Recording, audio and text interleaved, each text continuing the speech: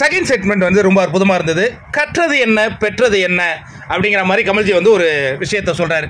அதாவது வெளியேறிய போட்டியாளர்கள் நீங்கள் எல்லாம் இருக்கீங்க, 23 பேர் வந்து கலந்துக்கிட்டீங்க. இப்போ 5 பேர் தான் உள்ளே இருக்காங்க, நீங்கள் வெளில வந்துட்டீங்க. உங்களுக்கு என்ன கிடைச்சிது?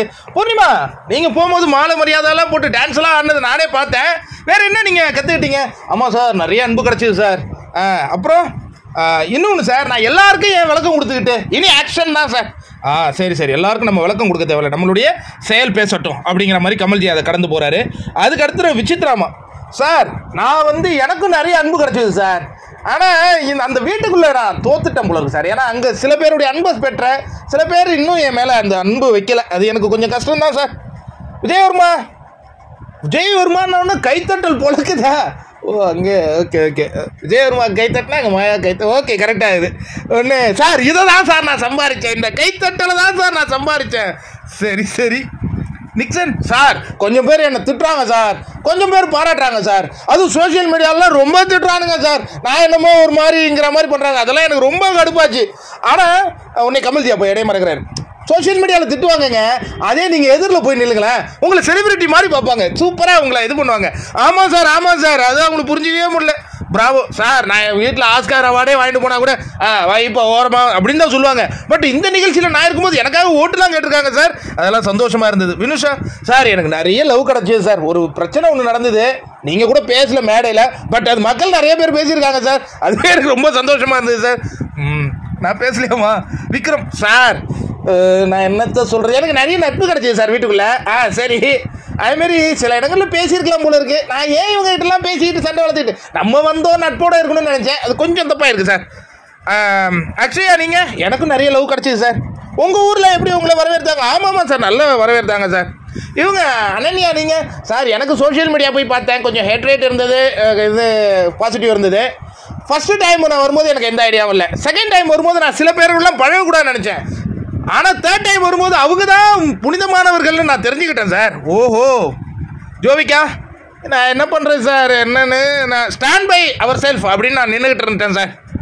சுரேஷ் சார், என்ன நிறைய பேர் பிடிக்கும் சார் இப்போலாம். சுரேஷ் பேசும்போது விசித்ராமாவும் பூர்ணிமாவுக்கும் கேமராமேன் ஃபோக்கஸ் வைக்கிறான். அவங்க 2 பேரும் சோகமே உருவாக காட்சி அளித்துக் கொண்டிருக்கின்றார்கள். ஏன் தெரியல சார். முன்னாடிலாம் என்ன தேட்டர் முன்னாடி பேசுகிறவன் அப்படி இப்படின்னு நினச்சாங்க. பட் இப்போ கல்லுக்குள் ஒரு ஈரம் இருக்குங்கிறத தெரிஞ்சுக்கிட்டாங்க சார். ரவீனா நீங்கள்? ஆமாம் சார், எனக்கும் சோஷியல் மீடியா போய் பார்த்தேன், கொஞ்சம் ஒரு மாதிரி தான் மிக்சடாக இருந்தது. பட் வெளியில் போய் பார்க்குறேன், என்ன செலிபிரிட்டியாக கொண்டாடுறாங்க சார். கனபாலா சார், எனக்கு மாலை மரியாதையெல்லாம் போட்டு பெருசாக வரவேற்கல. கூல் சுரேஷுக்கு வரவேற்றதா சொன்னார், பூர்ணிமாவுக்கு வரவேற்றதா சொன்னாங்க. எனக்கு அதெல்லாம் பண்ணல. ஆனால் இப்போ ஒரு 13 நாடுகளுக்கு நான் போய் ப்ரோக்ராம் பண்ண போகிறேன் சார். அதுமாதிரி நிக்சன் ஒரு 6 பாட்டு எழுதி வச்சுட்டாராம். அப்போ இன்னும் 44 தான் பேலன்ஸா? ஆமாம் சார் ஆமாம் சார். சரி, உள்ளே இருக்கிறவங்ககிட்ட கேட்போம். நீங்கள் வாங்க தினேஷ், இந்த போட்டியில் 23 பேர் ஜெயிச்சுட்டு வந்திருக்கீங்க, எப்படி உணர்றீங்க? என்ன ஹிண்ட் எடுத்துக்கிட்டீங்க உங்கள் பேரண்ட்ஸு ஃப்ரெண்ட்ஸ்லாம் வரும்போது? சார், நான் வந்து போட்ட உழைப்புக்கு பலன் இருக்குமா? நான் உழைப்பை போட்டேன் சார், அவ்வளோதான் சார், பலன் கிடச்சிடுச்சு. இன்னொன்று சோஷியல் மீடியா அதெல்லாம் பேசுவாங்க, எனக்கு தெரியும். பட் நான் அதெல்லாம் பெருசாக சார், இப்போ அதுக்கெல்லாம் டியூஷன்லாம் சொல்லி தராங்க சார். பட் நான் அதெல்லாம் பெருசாக எடுத்துக்கிறது இல்லை. மணி சார், சண்டை போடணுங்கிறது தான் இங்கே முக்கியம்லாம் கிடையாது சார். நானாக இருந்தேன், எங்களை பிரச்சனை வந்தால் அதை போய் நான் தீர்த்து போனேன் தவிர்த்து அவங்க சண்டை போடுறாங்க நாமினேஷனில் வரணும் நம்மளை காட்டிக்கணும்னா நான் பண்ணிக்கிட்டதே கிடையாது சார்.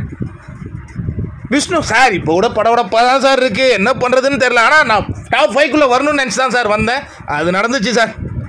அர்ச்சனா நீங்கள்? சார், நீங்கள் என் மென்டார் சார். நான் வரும்போது 2 வாரத்தில் போய்ட்டு தான் நினச்சி வந்தேன். ஆனால் அதுக்கப்புறம் பார்த்தீங்கன்னா இவ்வளோ நாள் இருக்கிறதுலாம் போலன்ஸ் தான். அதை விட முக்கியமாக உங்களை மென்டார் மாதிரி பார்த்தேன். எங்கள் அப்பா வந்து சொன்னார், ஒருத்தவங்க மேலே கோவம் வருதுன்னா அவங்க உனக்கு ஒரு நல்லதாக செஞ்சுருப்பாங்களே, அதை நினச்சி பாருமா, அது போதும்னாரு.